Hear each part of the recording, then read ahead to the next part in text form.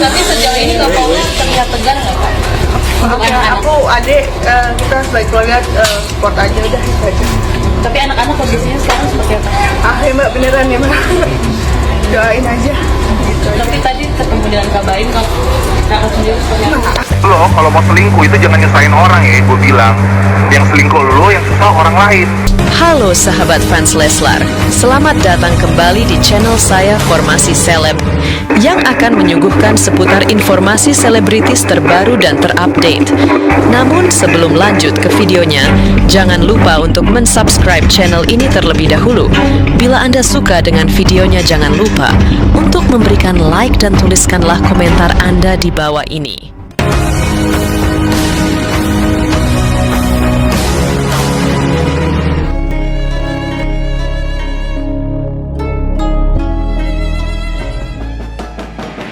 Sebelum dibacakan di depan persidangan, itu nggak boleh keluar sebenarnya. Nggak boleh keluar itu. Tapi pertanyaannya, kenapa banyak isu? Siapa yang keluar itu? Harus tanggung jawab itu. Ya, to cross clear teman-teman itu kan. Itu makanya baik itu di pengadilan agama, perdata yang lain-lainnya gitu ya. Itu harus dikit dulu sampai itu dibacakan di depan persidangan yang terbuka untuk umum. Dan kemudian saya ingetin sejarah pengadilan agama itu sebenarnya begini. Dia berbeda dengan sistem hukum perdata barat, ya, berdasarkan BI. Dia berdasarkan hukum Islam. Itu makanya dia menggabungnya itu pada tahun 60-an, gitu ya. Yang dulunya itu yang menyelesaikan itu qadhi, hakim, gitu ya, yang berasal dari tokoh-tokoh agama Islam yang bisa mempertemukan, bukan memperadu-adukan.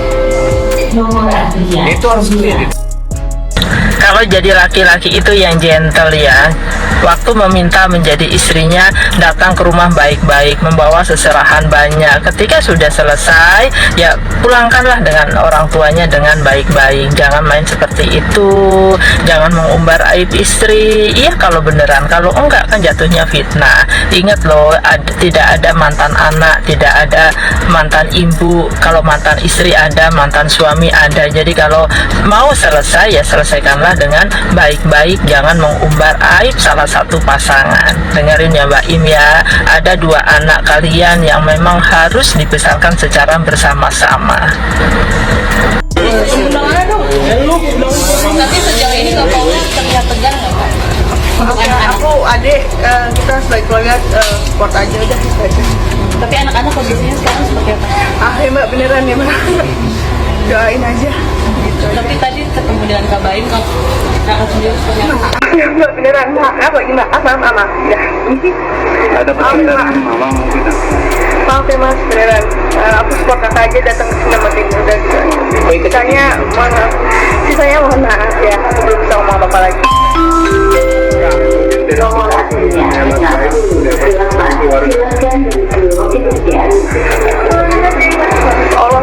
Allah Maha tahu deh itu aja. Tapi kalau boleh digestusin ke Polres sendiri seberapa tersiksanya sih dapat seperti itu? Maaf ya Mas, beneran. Sedih nggak sih dia di rumah? Pasti ya, maaf. Tapi pas pulang kumpul bahagia nggak Pak? Doain aja Mas, Mbak semuanya.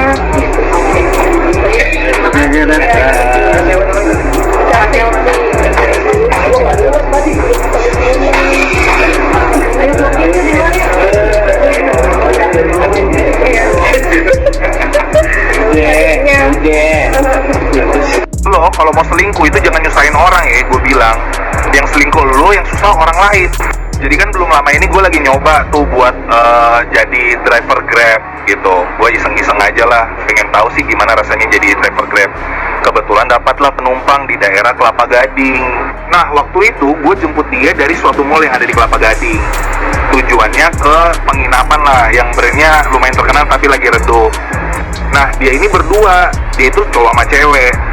Di awal-awal mah orangnya baik-baik aja gitu. Terus dia bilang sama gue kayak gini, Mas boleh nggak singgah ke Indomaret gitu. Sebenarnya kalau dalam sistem aplikasi driver itu kita harusnya ada titik, jadi singgah kemana, second stopnya ada kayak gitu-gitu. Nah cuman ini enggak, karena berhubung gue ya udahlah ya sekalian lewat ya udahlah gue iyain aja. keanehan pertama, jadi waktu dia habis keluar dari Indomaret, dia itu kayak terima telepon gitu, terus lama-lamanya kayak video callan gitu. Nah pas video callan gitu lama masuk mobil gitu, gua ada nunggu dia 10 menit, itu lama banget. Nah karena berhubung gua baru, jadi gua kayak ya udahlah ya, gue pengen tahu aja gimana sih rasanya gitu kan. Sampailah akhirnya dia masuk mobil ini, masuk mobil gua. Nah pas dia masuk di mobil gua, di perjalanan dia itu minta gua kayak stop, tapi di tempat kayak gelap-gelap gitu. Nah gua bilang ngapain mas gitu, nggak apa-apa mas, stop aja maksa. Gua udah mulai kayak rasa gimana gitu kan. Akhirnya gua stop lah di tempat gelap kayak gitu, di pinggir-pinggir gitu gua stop. Nah waktu gua stop itu dia kayak masih teleponan gitu, dan gua nggak perhatiin obrolan dia dengan yang ditelepon ini. Gua nggak perhatiin sama sekali. Sampai yang aneh buat gua lihat kaca belakang, kan dia berdua tuh, cowok sama cewek. Nah yang si ceweknya ini tiba-tiba nunduk gitu, jadi dia posisinya duduk di sebelah kiri, di belakang tapi sebelah kiri, dia nunduk gitu. Gue pikir kan kayak sakit kan, karena nunduknya aneh gitu kan, nunduk gitu. Gue pikir sakit apa, gue mulai agak sedikit panik tuh pada saat itu. Gue bilang kenapa nih orang, jangan-jangan sakit, soalnya dia kan dalam mobil gue. Tiba-tiba si cowok yang lagi teleponan ini minta, bilang mas tolong nyalain lampu mobil. Gue bilang aneh banget nih, ada penumpang minta nyalain lampu mobil. Ya udah gue nyalain kan satu, gue nyalain. Dia mintanya nyalain semua. Gue bilang ngapain sih nih orang gitu, aneh banget. Dia nyalain semua, terus kayak nggak jelas apa. Terus gue disuruh mas jalan. Ya udah gue jalan dalam keadaan lampu nyala. Menurut gue apa sih gitu, jalan deh gue. Pas gue jalan, tiba-tiba suruh gue stop lagi. Gue stop lagi deh gitu. Gue di situ masih belum kesel tuh, masih cuman tanya-nanya, ini orang kenapa sih gitu. Nah pas di berhenti kedua kali itu, tiba-tiba pintu mobil gue dibuka. Wah itu gue udah pikir gue bakal dibegal tuh pada saat itu. Gue udah mau self defense kan, kayak udah mau siap-siap kuda-kuda nih di badan gue udah siapin nih, mau ribut di mobil deh. Tapi ternyata enggak.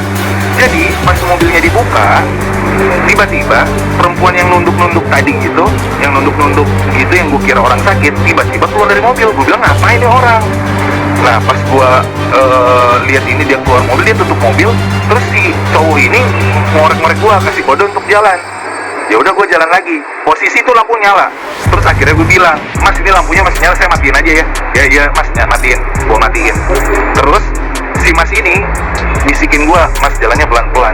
Gue mikir ngapain sih ini orang. Wah itu gue udah mulai risih tuh, mulai aneh banget. Soalnya gue kan masih baru, dan ini mobil gue sama strangers gue, jadi gue tuh kayak bisa netting gitu lah. Gue mikir ini orang mau ngapain sih. Tiba-tiba dia ada satu pembicaraan gue denger di teleponnya itu. Ternyata dia lagi video call. Di video call itu bilang, bukannya kamu harus ke Soekarno-Hatta? Terus tiba-tiba bilang, iya ini kita mau ke Soekarno-Hatta, ya kan mas gitu, ngomong ke gue. Terus gue bilang lah, oh enggak lah, ini kan titiknya menuju ke Red itu kan, penginapan yang Red itu. Terus enggak kita ke Soekarno-Hatta gitu.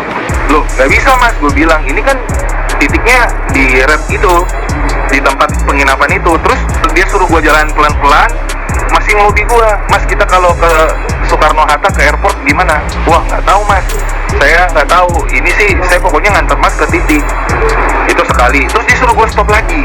Jadi total dia ada suruh gue stop 4 kali apa 5 kali dengan jalan pelan banget. Di situ gue udah mulai kesel. Tiba-tiba ini yang bikin gue pecah gong. Tiba-tiba dibentak gue, mas gue nggak mau tahu, saya nggak mau tahu, kita ke Soekarno-Hatta. Terus gue bilang, loh kok lu mulai ngatur nih, dalam hati gue mulai nyolot nih. Terus gue bilang, mas ini kita ke titik ini, saya nggak bisa kecuali mungkin kalau mau rute oke kali ya, cuman gue juga nggak mau ke Soekarno-Hatta. Gue bilang gue cuma mau nganter ke titik waktu itu. FYI, jadi itu jaraknya tuh cuman dari titik penjemputan sampai gue nganter itu paling kayak 2 kilo lebih lah gitu. Tapi gara-gara dia ini, jadi perjalanan itu bisa hampir sejam lebih. Gara-gara stop pelan, jalan pelan, stop gitu. Pokoknya gue diresein lah sama si orang ini. Nah pas gue dibentak, jadi gue disuruh, mas enggak, saya nggak mau tahu, kita ke Soekarno-Hatta. Gue dengan segeranya melipir, gue noleh belakang, gue langsung Nah di situ gue agak kesel karena gue udah dikerjain, gue ngerasa dikerjain banget. Gue ngomong, weh intinya gini, weh lu turun sekarang, gue suruh turun. Nah terus dia agak jiper kayaknya, apalagi mungkin dia lihat dandanan gue kayak gini kali ya. Jadi dia agak jiper, gue bilang, weh lu turun, lu tuh rese banget, lu nggak usah ini. Kalau lu, gue langsung bilang kalau lu mau selingkuh, lu selingkuh aja, cuman jangan repotin gue gitu. Maksud gue kan nggak tahu apa-apa, tapi kok lu kayak bikin gue jadi feel unsafe gitu, nggak merasa aman gitu, jadi nggak nyaman gue juga gitu. Gue sampai bilang kayak gini, lu kalau mau report gue, lu report aja gitu. Maksud gue juga nggak masalah gitu kalau lu mau report gue, tapi kelakuan lu ini bikin gue nggak nyaman gitu. Gue sampai mau laporin dia, kan di aplikasi itu ada kayak tombol bantuan gitu, tadinya mau kayak gitu, cuman gue mikir kayak gue udah capek banget.